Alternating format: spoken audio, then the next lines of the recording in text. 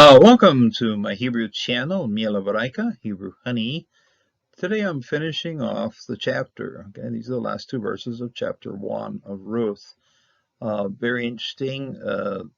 Verse 21 is kind of a close of the previous two verses in which Naomi is complaining about Shaddai. And then the very last verse is sort of a historical wrap-up of how everything happened, how these two women came back and got to Bethlehem right at and they indicate the time. It was the start of the barley harvest. So the last verse is kind of a little historical wrap-up. Sort of puts an ending to this particular chapter. This one, the first verse here, this verse here, 21, is still part of Naomi's rant. In other words, boy, I'm suffering, I'm having a hard time, and all this stuff. So a little bit of a tough verse, and then it goes on to just an historical wrap-up here. So let's get into the study. And I'm doing the first part in English, and then I'll be introducing a few one page of key Hebrew words that are translated. We've already seen Almighty Shaddai here, and then we'll close it off with, like I said, just the last historical wrap-up here. I went away full, okay, male, that was filled up. There's a very key, a tower that's full of rocks is a Milo, okay, so I went away full, and Jehovah has brought me back empty, rakim. This particular empty here is something the author introduces at this point with the words of Naomi. It's also found a couple more times throughout the book, and it's pronounced or it's spoken or said by Boaz, saying it's not good that you go back empty. Okay, so we're going to see at least two times that I remember, maybe three, but a couple times we're going to see this word again from the mouth of Boaz, and it's right at the point where he's sharing a whole sack full of grain with Ruth and telling her, bring this back to your mother-in-law. So that's it's not good that you go back empty. So Boaz recognizes the issue of trouble here, so here it's a complaint, and then the next few times we see this word, Jehovah is providing. Okay, doesn't send people out empty. Okay, when you trust in Jehovah, he sends somebody like Boaz to make sure that you don't go away empty. Why call me Naomi when Jehovah has testified against me? Okay? Naomi, why would you call me the sweet and kind person when Jehovah has been against me? Anna, there's the word Anna here is, and incidentally, I was reading this also in the Codex. You really have to watch it there because the scribes Nun and Zion look quite a bit the same. So, but here it's Anan. This is to speak or to question or respond. Actually, respond. In the next chapter, we'll see the word again, but very much on just a conversational level between Boaz and his workers. Here, Jehovah, when Jehovah does something like this, testifies, Anan, when Jehovah responds, he responds not just in words, but in deeds and in kind, and really messes things up here. Naomi is saying, "Oh, the Lord has gone against me. He's spoken against me, pronounced all these things against me, and I really feel beaten down why Jehovah has not been kind to me." And the Almighty, okay, Shaddai. We have here Yehovah, and you have here Shaddai, basically in parallel forms here, but Jehovah has testified against me. The Almighty has brought calamity, has brought Ra over me. Okay, things have gone sour. Okay, Ra. It's a little bit of, I would say inclusio, because Ra'av at the start is famine. Okay, that's Resh Ayin Bet. You here we just see the Resh Ayin. Okay. Calamity. The calamity also was, we started out with a famine, and then everything else went downhill from there. So, okay, the Almighty has brought calamity upon me, starting with the famine. And so Naomi returned, and Ruth the Moabite, her daughter-in-law, with her. And this is just simply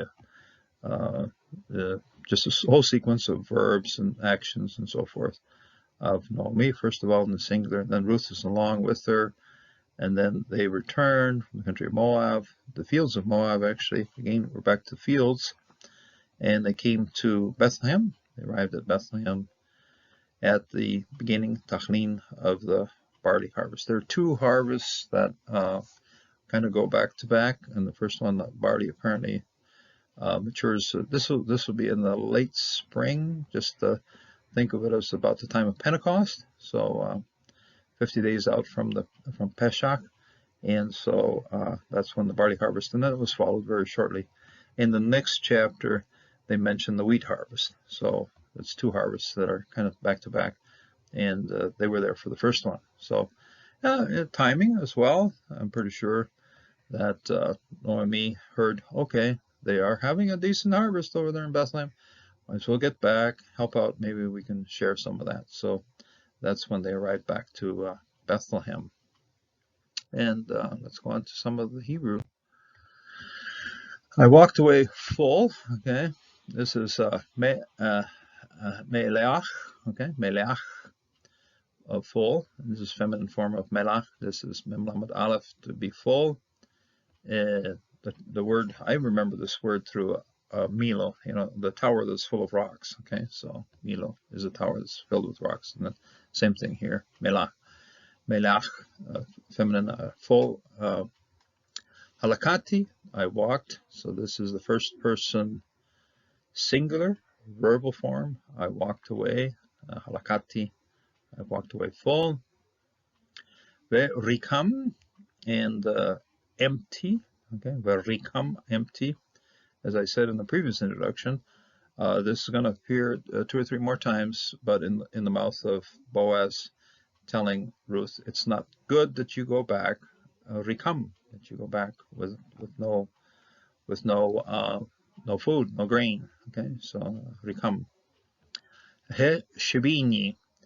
In the previous one, we've seen herem, hera, no, hemar. Yeah, it was hemar. He memresh. Okay, this one we see he shin yod bet, to return, to bring back. And so this is again a hifel, causative. He has caused to return to me. Okay, and so we have a first person here of a verb, but this one is first person of a singular of a pronoun. So he has returned me. Okay? He has brought me back. Shiv. Okay, caused. He has caused to bring me back. Okay? He has caused to bring me back. Jehovah, and Jehovah with a conjunction on the front here. We got a metech right here to tell us, keep that first syllable separate from the rest of it. Okay, sort of like a little chopping block right there. Yehovah, and Jehovah Anah, responded, testified. Okay, we're going to see this verb 2 or 3 more times throughout the passage, used on a very much more even keel. But here it's a very powerful use of it, because when Jehovah speaks against you, testifies against you, it isn't just speaking, it's actions. It is boom, power. Okay, so that's what makes this particular verb a little bit stronger, because of the person doing it. Okay, Yehovah Anah, again, Jehovah has responded, be against me. When I'm teaching Hebrew and you see the preposition be, students have a tendency to just simply learn it in. But it's getting to the point where I'm saying, or more than half the time, it's just simply against. Okay, be against me. Okay, I have to be a little bit careful here, because be can also be used as just an exclamative. But here the context tells us, no, he's been against me. Okay. Shaddai, okay, and Shaddai, this is the all-powerful one, the Almighty. Shaddai, like I said before, Naomi has it in for him, because she only cites half of his name here. Not El Shaddai, it's Shaddai. Shaddai, Hare, We've got some causatives going here. We had a causatives going with he mar. We've got a causative going here. He shibani. We've got a causative going here.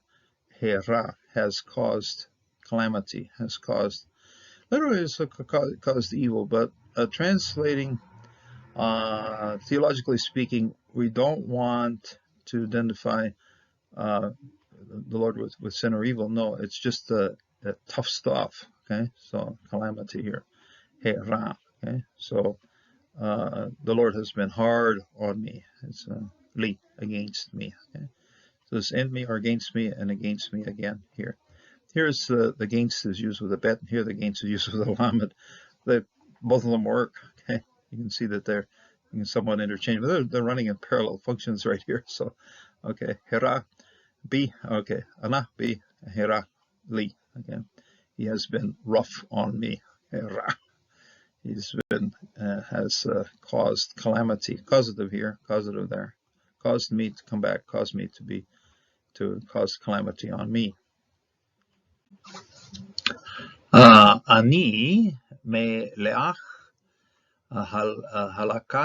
halakti ve'rikam he shivani Yehovah lama tikrana li Naomi ve'Yehovah ana vi ve'shtai hera li. Ani, this is a independent pronoun, I. The longer form of it would be anochi. Okay, ani me leach, full up. Okay, this is a feminine form to be full.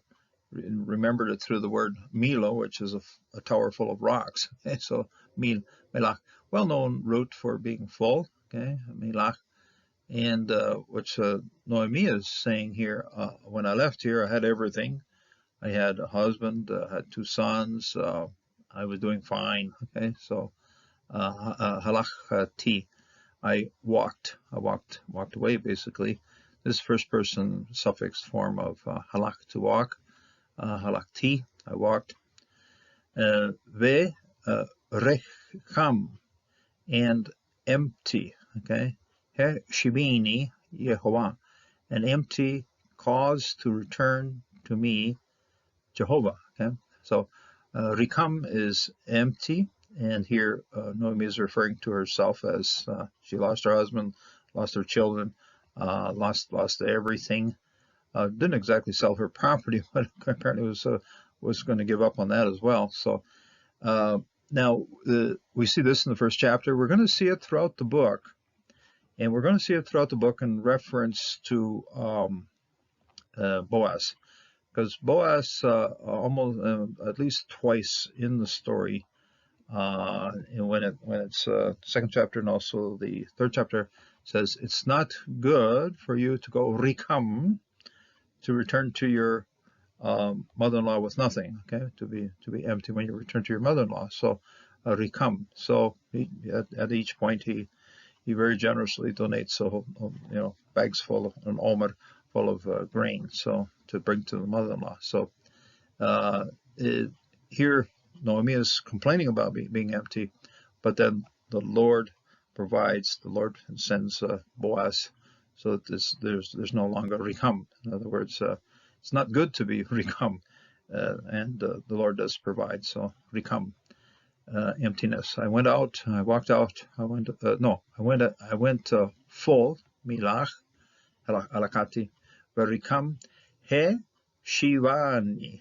Okay, he is causative. Hey, we also see a causative hey here. This is one up here. Keep an eye on these two working together here. Heshivani, Shiva is to return. This is the first person suffix form of the verb. This is the first pronoun form on the end of this verb. But he has caused to return to me. He has caused me to return. So he has caused to return me, Yehovah. Okay, Jehovah has brought me back. Okay, shav, shuv. The root word here is shin surix, shin vav bet, but when you have a causative like this one Hifel, okay, Hifel causative. He has caused to bring me back, Jehovah. Lama, why? And this is an interrogative. We see it's very well known. It's an interrogative that's made up of the preposition tacked onto also an interrogative ma. But this is why, okay? Why? In Spanish you go por qué, okay? Why? Two words there, but here's it's two words stuck together. Why? Okay. If you want to remember this one, a good even the Lord Jesus on the cross used it. It says Eli Eli lama sabachthani. Why? Okay. Why? Lama. Tikrane tikrena. Porque? Why would you call you? This is then call to me Naomi. Okay. Why are you calling me Naomi?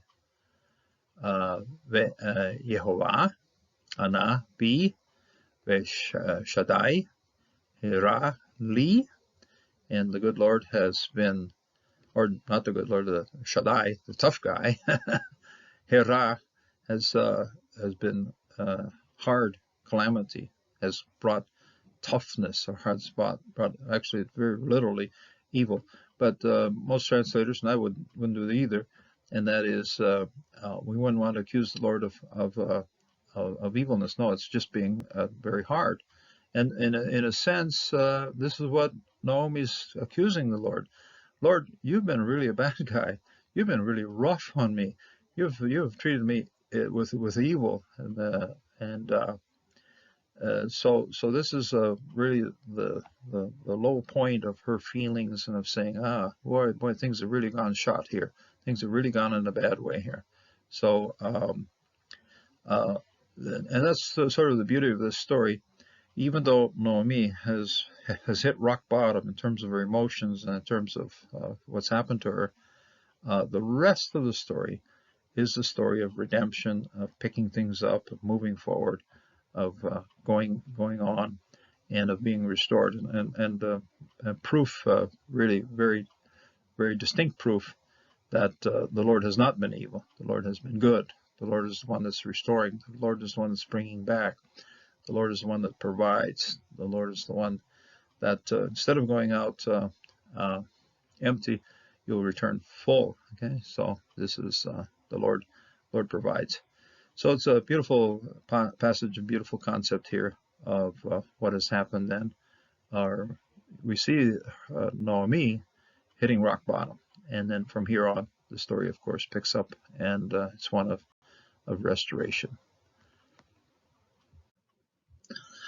Vatashav Naomi Ruth Hamovia Kelatach Ima Hashava Mishdei Moab Vehema Ba'u Bethlehem Bit Hilat Kashir She'orim. But Tashav, this one is to return. Okay, Tashav, the root, if you look it up in the dictionary, would be Shin Surik Bet, but it's just a simple indicative form here, so don't bother with the Surik in the middle. So, and she returned. It's a feminine singular with a prefix form of it. Tashav, Naomi, and Naomi returned. She returned, and now we're going to include. So, first of all, it's first one that counts here in this particular story is Naomi, but then following right along is Ruth. Okay, Ha-Moaviyah. Now, this is one thing we're going to be seeing in this story lots and lots of times. Sometimes she just appears by herself, but lots and lots of times she's identified as the Moabite, the Moabite, the Moabite. They don't let go of that one there. So, Ruth Ha-Moaviyah. Okay, the popular expectations of the people, oh, this is going to be trouble, but the good Lord has redemption in mind, so it's going to be very much difference for this particular Moabite. So, Ruth HaMoabiyah, Kalata, and this is the daughter-in-law, and as I think I've said in the previous study, whenever you see Kala, it's the root here would be Kaf Lamed He. This is Kalata. This is a construct form then of that particular root. And of her, this hey mapik in the end here is a pronoun that's suffixed on the end of this one, kalata, her daughter-in-law of her. So, and this reminds us that the daughter-in-law is the one that has to complete the family. Okay, kol is to be complete, all. Okay, to make all the family. So, kalota, the daughter-in-law. Okay, and ima with her, v'tashabu, tashaba, and they returned. Mishde from the fields, and we went back to many translators tend to, since fields and stuff seems to get a little tedious, they go, oh, it doesn't really sound so good anymore. So they'll swap it out and put in country, or they put in nation or something like that. No, it's always shede, ishde. Okay, this is mishde, okay? Mishde, from the fields of. And the author in this way is saying, they really didn't go to such a great place. Just open fields. I mean, what are you going to find there? Nothing. I mean, maybe some food for 10 years or so, but there's nothing else there. So, mishde. So just repeating shde all the time is sort of one way of saying, oh, they went out and really didn't find anything. So, mishde Moab, okay, the fields of Moab. Behema, and they, this is then a independent pronoun here, and they ba'u, and they came Bethlehem to Bethlehem, Bethlehem, beat hilat in the harvest, no, in the beginning, okay, beat in tichlat, in tehilat, in the beat hilat, in the beginning of, okay, in the beginning of. So this is a construct form here, the beginning of. Kasir, harvest. She'orim, okay, she'orim, the barley harvest. And a very curious, a very interesting expression that you have here, because shorim is literally the hair on your head, okay, shorim, the harvest of the hair, okay. Why would you call a grain the hair? Well, if you take a look at the way barley grows, it grows with hair on top. It's got all kinds of spikes sticking out all over the place. And so barley at least has the title of the crop that has lots of hair. So there's an interesting connection here as to the determining difference between wheat and barley, which is hair. Barley is kind of well known, is generally more resistant to drought, matures quicker.